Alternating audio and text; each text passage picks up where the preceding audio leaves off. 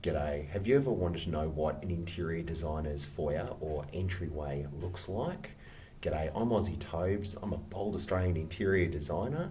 Hit the notification bell, like and subscribe if you like this content. It really helped me out, thanks. So today I'm going to show you my foyer and hopefully it will give you some really cool interior design ideas. Come on, let's take a look. Okay, we are now inside my foyer. I'm speaking a bit lower because I find that every time I'm in this foyer, my voice just echoes. There's lots of acoustics here. So many elements to look at. So I'll just stand over here so you can see what my foyer looks like. Whoop. Okay, let's look at this beautiful foyer that I designed. Oh, there's my beautiful dog, Licorice, down there. Hi, boy. Do you know he's 15? He looks like he's a puppy. Everyone asks if he's like 15 months. We're like, no. He's 15. He'll be 15 this year in June. All right, so let's look at the elements of this foyer. We've got the beautiful teal colour. Now the colour is by British Paints. It's called Riverland Blue. We have this beautiful pendant up here. There was a disgusting oyster light that was there and we thought, no, we want to put this pendant in instead, and I am so glad we did that. As you can see, there's a bulkhead as well, and you can see the moulding. The moulding lends itself to a sort of slight Art Deco kind of feel with that sort of stepped look. Then, if you look at this beautiful painting down here, it's actually two paintings put together. The story behind that one is that it is a picture of a lake with the trees around it. We actually used to live in that suburb in our city and it's absolutely gorgeous. So this artist captured it with all the beautiful watercolors. Like all foyers, you need to have something like a console table or a side table. Something I was going to say about this console table, I don't like to put much stuff on it.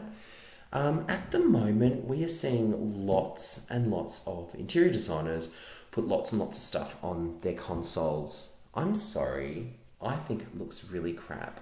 And I'm telling you right now, don't do it. Put one or two things on and keep it at that. At the moment, I'm seeing interior designers put on not just the light and not just some charms. They're putting on a photo, they're putting on pictures, like they're putting on books, they're putting on photos on top of books. Don't get me wrong, I get it's all about styling, but it's too cluttered. And that's why I only have like that, just to create a little bit of drama and interest. But also you can put stuff there. If I wanted to fancy up my house a bit, yeah, okay, I might put maybe not a plant, a flower there or something like that. But for the most part, a lot of designers are just overdoing it. They're just oversaturating too much stuff. No, you're not going to do that.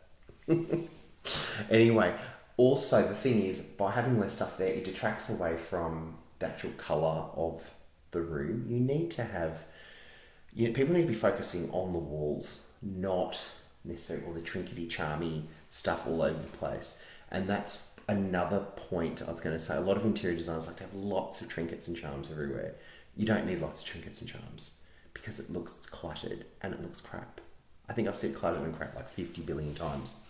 Yeah, I guess this is probably a bit of a slight colonial theme foyer with this feature here, with this lampshade right here, and then also with this old map. These old world maps are just lovely. I always say to people, buy at least one and put it somewhere in your house. It just sort of makes your house look a little bit sort of antique-y, a little bit polished-y. Polished-y, that's not even a word. Anyway, it makes it look good. I think so. That's what I think in my opinion. And I think if you don't want to have it, say, somewhere like a foyer, maybe you could put it in a study. Yeah, I think a study might be really good. Yeah. In a foyer, you always need somewhere to sit. Now we have this lovely bench with this beautiful silk material on it. It's like a teal colour as well. It's more leans towards the green. As you can see, they've got that hideous plastic container in there. I will be switching that out eventually to a basket. I just haven't been bothered to get a basket that size. So that's just me being lazy. And you can see we've got like roller skates there. And in that basket, so that the place looks classy, we keep things like just helmets and my son puts his tennis racket in there actually and it fits. So yeah, I've watched this space. We will switch that plastic tub out. I don't know if anyone else has noticed with the cushions there on the seat, these are Kmart cushions. So the blue one was only $2 and I think the yellow and white one was it $6? I can't remember. It's in another video where I'm talking about my Kmart cushions and how good they are. And I actually think that green cushion is an old cushion, but we got it from Big W for like $5. But as you can see, there's this like bluey, greeny sort of theme, which, you know, we think looks really cool. Just over here, we have this lovely little wooden picture. Now, this was given to my wife from one of her uncles, and my wife likes it because it reminds her of her uncle. And he's a lovely gentleman. I've met him several times, and I've met his family several times, and they're really lovely. Funny story, actually. His daughter they've just had their first child, and so that's his first grandchild. So, you know, congrats to them. But it's a lovely piece. I love the dark wood against the wall. I was going to say, with this colour, another thing that also teams well is when you're picking your woods, dark woods go really well. So with this one, when I picked the woods, it was all basically dark woods with gold and brass. And I think I've been really lucky the way it's all come together. Like, that is just the best. Yay, go us. And the floor...